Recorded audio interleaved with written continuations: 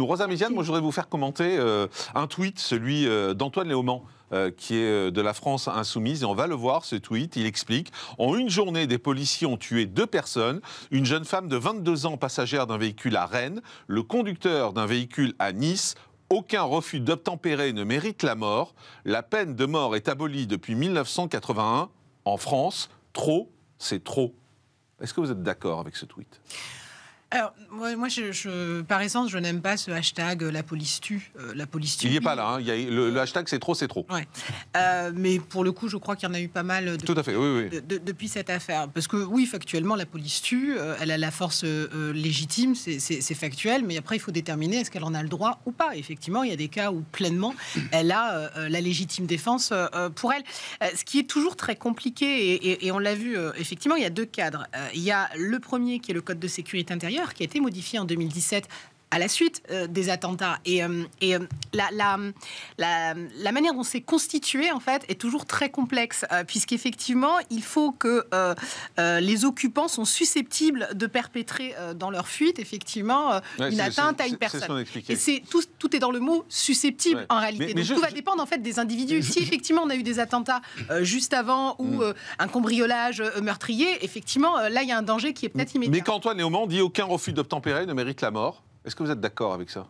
En fait, ça veut strictement rien dire. En fait, s'il y a un refus d'obtempérer avec une personne qui vient d'assassiner une quinzaine de personnes, pardonnez-moi, mais là, il y a effectivement un danger immédiat pour les policiers et pour d'autres individus. Donc, on ne peut pas, en fait, tout généraliser. En revanche, et là, ce qui est assez compliqué à comprendre, c'est la première version des policiers, ou du moins des syndicats de police qu'on a vu à l'antenne, qui expliquait qu'ils n'ont touché pied à terre et qu'on leur a foncé dessus. C'est les mots des syndicats de police. Oui, parce que la voiture a été rentrée dans 2 voitures de police auparavant. Exactement. Donc, ils expliquent que le danger c'est ça. Ouais. Le danger était immédiat. Effectivement, ces images-là, je ne dis pas qu'elles démontrent le contraire, mais en tout cas, elles apportent peut-être un peu de nuance. Et c'est pour ça qu'il faut toujours laisser l'enquête de police et l'enquête judiciaire se terminer. Maintenant, et il faut être très clair, le policier, il est responsable à partir du moment où il sort son canon jusqu'à ce que l'ogive porte. Et vous le disiez, il y a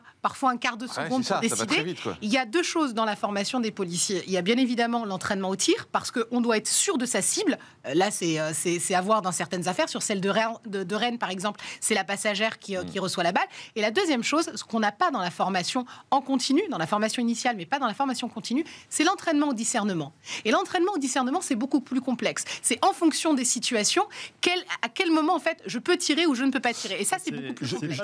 Réponse de Rosa Méziane. C'est extrêmement gênant à chaque fois qu'on interroge, en fait, le soutien aux policiers, à partir du moment où on essaye de comprendre, en fait, le droit. Je trouve ça...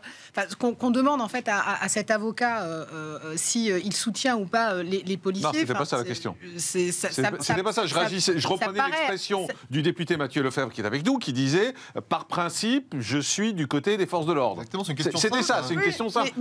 Vous l'êtes aussi ? Est-ce que vous l'êtes aussi ? C'est marrant, parce que du coup, vous m'interrogez ? Oui. Parce que vous ne savez pas à quel point j'ai des personnes très proches de moi. Le vice-président de mon association est lui-même policier, que dans ma famille, j'étais policier, que bon nombre de fois sur votre plateau... pas sur votre vie privée. Je vais vous dire, bon nombre de fois sur votre plateau, j'ai soutenu les policiers. Bien sûr. Mais je pense que vous avez suffisamment de mémoire. Je pense que vous avez suffisamment de mémoire pour je vous interroge pas sur votre vie privée et sur ce que vous faites à l'extérieur. Je vous demande si par principe... Je vais terminer ma phrase. Oui, mais moi aussi. Je vous demande si par principe, vous êtes du côté des policiers. Soutenais les policiers. Par principe. Ah ben bien sûr, par principe. Par principe. Pour autant, est-ce que ça m'empêche en fait de réfléchir sur une intervention ? Est-ce que ça m'empêche en fait de dire que lorsqu'il y a effectivement une personne qui est décédée, fût-elle délinquante, qu'on puisse effectivement déterminer si le droit autorise ce policier à faire usage de son arme de façon proportionnée ? Je crois que c'est ça en réalité le débat, et interroger systématiquement le soutien ou non des personnes qui parlent aux policiers. Je trouve ça un peu bizarre, parce qu'effectivement, on a le sentiment qu'on veut enfermer encore une fois les personnes dans des cases.